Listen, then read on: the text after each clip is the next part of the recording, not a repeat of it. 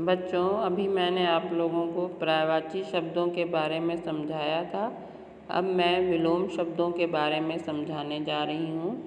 विलोम अथवा विपरीतार्थक शब्द, जो शब्द विपरीत अर्थ बताते हैं, यानी विलोम का शब्द का अर्थ होता है उल्टे अर्थ वाले शब्द। यानी जैसे हम कहें रात, और रात का उल्टा होता है दिन।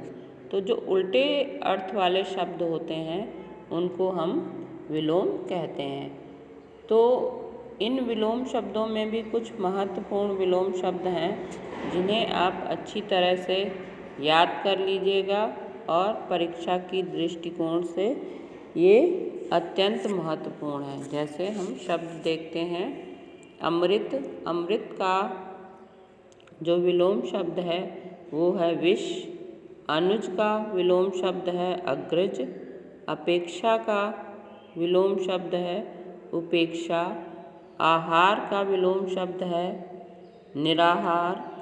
आदान का विलोम शब्द है प्रदान। आलस्य का विलोम शब्द है स्फूर्ति। कायर का विलोम शब्द है वीर। क्रय का विलोम शब्द है विक्रय। कीर्ति का विलोम शब्द है अपकीर्ति। कृपण का विलोम शब्द है दानी। दयालु का विलोम शब्द है निर्दय। धर्म का विलोम शब्द है अधर्म। मानव का विलोम शब्द है दानव। मौखिक का विलोम शब्द है लिखित। रक्षक का विलोम शब्द है भक्षक। सत्कार का विलोम शब्द है तिरस्कार। पुरस्कार का विलोम शब्द है दंड। परतंत्र का विलोम शब्द है स्वतंत्र। प्रवेश का विलोम शब्द है निषेध। वसंत का विलोम शब्द है पतझड़। तो बच्चों, पुनः एक बार देख लेते हैं इन विलोम शब्दों को। अमृत का विलोम शब्द है विष। अनुज का विलोम शब्द है अग्रज। अपेक्षा का विलोम शब्द है उपेक्षा। अपेक्षा मतलब किसी से आशा रखना, उपेक्षा किसी का तिरस्कार करना, अनादर करना। आहार का विलोम शब्द है निराहार।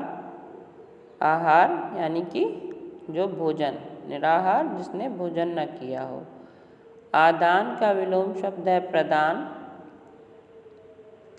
आदान किसी से कोई वस्तु लेना, और प्रदान किसी को दान देना, प्रदान करना। आलस्य का विलोम शब्द है स्फूर्ति। कायर का विलोम शब्द है वीर। क्रय का विलोम शब्द है विक्रय। क्रय माने होता है खरीदना, और विक्रय माने होता है बेचना।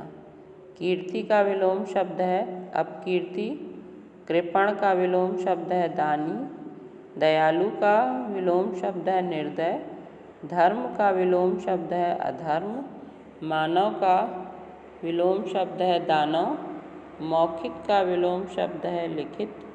रक्षक का विलोम शब्द है भक्षक।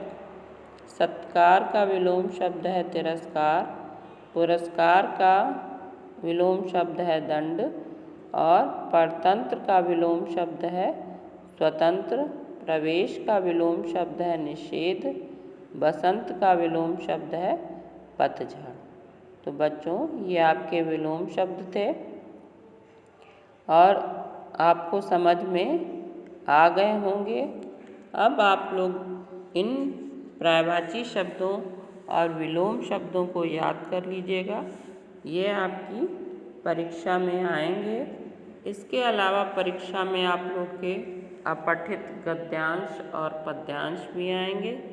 अपठित कई बार आपको बताया गया है कक्षा में। अपठित का मतलब ये होता है बच्चों, जो हमने ना पढ़ा हो। तो ऐसा एक अनुच्छेद और कविता आपके परीक्षा में दी जाएगी, जिसके नीचे आप लोग को कुछ प्रश्न दिए गए होंगे। उन प्रश्नों, उन अनुच्छेद को आप लोग पढ़ेंगे या कविता को पढ़ेंगे, और उसके नीचे जो प्रश्न दिए गए हैं उनके उत्तर आपको जो है चुन कर लिखने हैं। तो इसके लिए आपको ये करना होगा कि आपको बार बार उस कविता या पैराग्राफ यानी अनुच्छेद को पढ़ना होगा, तभी आप उन प्रश्नों के उत्तर समझ सकते हैं और लिख सकते हैं। इसके अलावा बच्चों, आप लोग की परीक्षा में कहानी लेखन भी आएगा। कहानी लेखन में आप लोग को कोई भी विषय दे दिया जाएगा और उसके आधार पर आपको कहानी लिखनी होगी। कहानी भी जैसे आप लोग कई पढ़ते रहते हैं चालाक, जैसे मान लीजिए कहानी का टॉपिक दे दिया गया चालाक लोमड़ी। अब चालाक लोमड़ी टॉपिक दिया गया है, विषय दिया गया है, उस पर आप लोग को कहानी लिखनी है मान लीजिए। तो आप लोग उस पर बनाकर अपने मन से कहानी लिख सकते हैं। लेकिन फिर भी मैं आप लोग को कुछ विषय जो है वो कहानी से संबंधित अगली वीडियो में बताऊंगी, जिसके आधार पर आप लोग उन कहानियों को तैयार कर लीजिएगा परीक्षा के दृष्टिकोण से।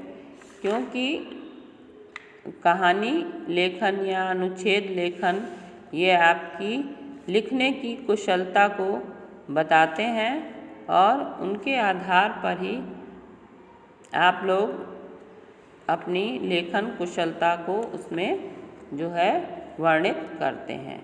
तो बच्चों, अब अगली वीडियो में मैं आप लोग को अन्य जो परीक्षा की दृष्टिकोण से महत्वपूर्ण प्रश्न हैं उनके बारे में बताऊंगी। धन्यवाद बच्चों।